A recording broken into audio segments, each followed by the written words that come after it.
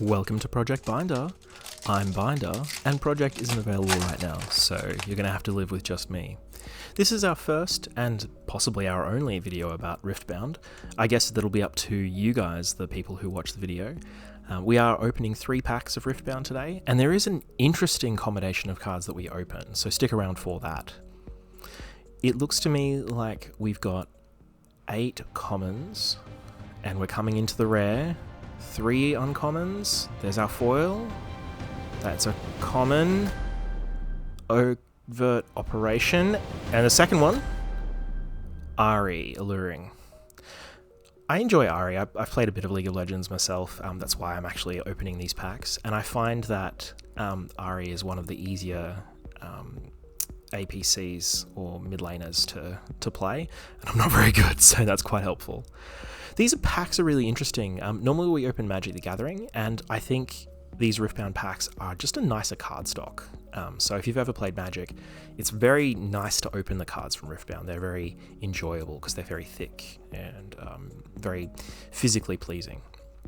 Got a lot of enjoyment out of opening these packs. Again, I think we have 8 commons in this pack. That's right, 8 commons. We've got those sideways cards. I don't really know much about them. Nocturne, Horrifying, Party Favors. Oh, and we've got a third hit. Lee Sin's signature move, Dragon's Rage. Now, I don't know anything about this TCG, and I don't really know anything about the values of the cards. I haven't even really looked up the values before I recorded this video, but I can tell you that I did over here at a store that card, or signature spell cards, were valuable. So I imagine that is something valuable. Body Rune. Now there's something weird about the way that they sort the cards in this game, and we'll get to that when we come to the sorting point. But Body Runes aren't put at the back, or all the runes are put at the back. They're put in the middle of the pack of commons. Another one of those lane cards. Dangerous Duo. Jinx, Demolitionist. Nice. Jinx is one of my favorite characters, actually, when I played. I used to play ADC a lot. Lee Sin, Blind Monk. Well. Now, as far as I'm aware, that's... is that a fall art? It looks a bit different to the other one. So now we're going to go ahead and sleeve these cards, and we will put them into the binder. Now, that is the cool combination I was talking about earlier, the 2 Lee Sins. And I think perhaps that is an indicative of how we've gone here. I've gone in a bit blind, and Lee Sin is obviously the blind monk. Really, honestly, there's 6 different colors in this game. I haven't really played a lot. I've played one intro game, to be honest, and I have to say the art is rather nice. I quite enjoy it, and it looks like it keeps the flavor of League of Legends without actually being like a League of Legends clone, and it also feels like a TCG, so I guess that's kind of to its advantage. One of the cool things about this, if you don't know much about League of Legends or Riftbound in general, I think, is that the rarity... Oh, yes, we broke a sleeve here. Well, I broke a sleeve here. Be careful when sleeving. When you put the cards in, especially thick cards like these ones, and you put them in a little bit askew, you can sometimes cut down the edge of the sleeve, and that can lead to the sleeve getting broken. I ended up with getting 1 extra sleeve and breaking this sleeve. Now, the reason I break this sleeve is that occasionally, well, most of the time actually, when spare sleeves are lying around the house, of which that happens a fair bit, you can imagine, the sleeves that are lying around will get resorted and used for generic purposes. And if the sleeve isn't broken, I might reuse it in a deck or try to use it to protect something, and it's not suitable for doing that anymore. So easiest and best just to break it completely, and then I can't accidentally use it. Now, yeah, as I was talking about earlier, when we're sorting here, we've got 6 different colors, 6 different factions. Looks like we've got some kind of tokens in the top left-hand corner, and then we've got those lane cards as well. We only ended up with 2 multicolored. There's actually quite a lot of multicolored cards in Riftbound, as far as I can see. I did look that up, and there's only 2 that we've opened, and they happen to be the 2 Lee Sins. So I have to say, we're going in blind. We're getting the blind monk. and it's a wonderful thing. Now, I do take a second here, although I do it mostly off camera, for looking up the order in which I'm supposed to sort these.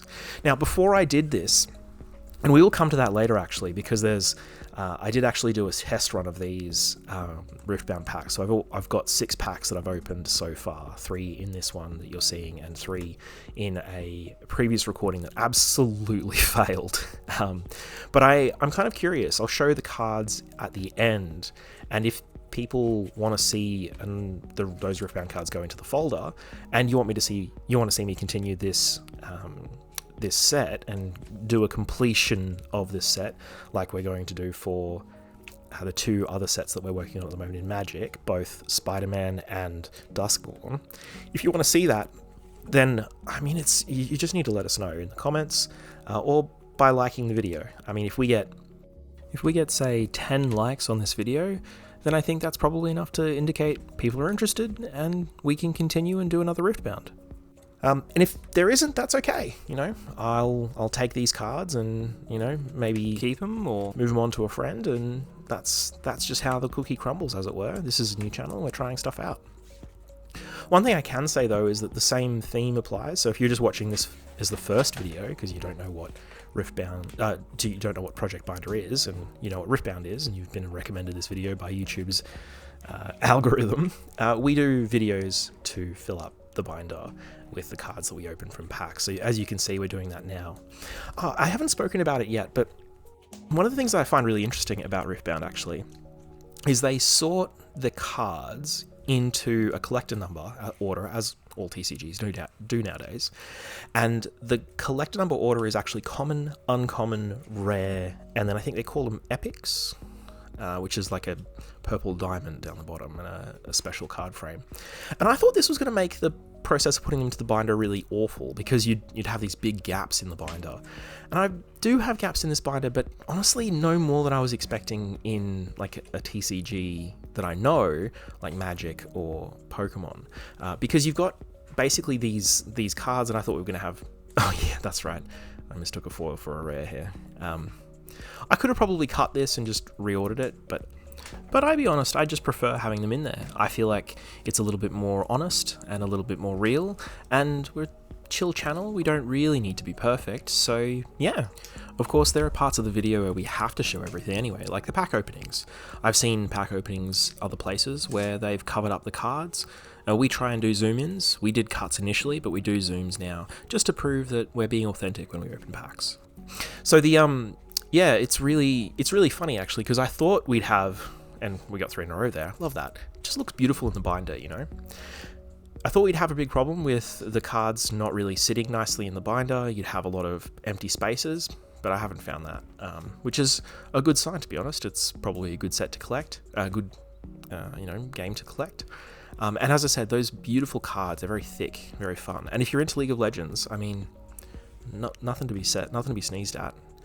2 full pages of blank. Now that is mostly on multicolored. So we didn't open any multicolored here other than the Blind Monk. Force is meaningless without skill. And I just thought I'd throw that in there because that's fun.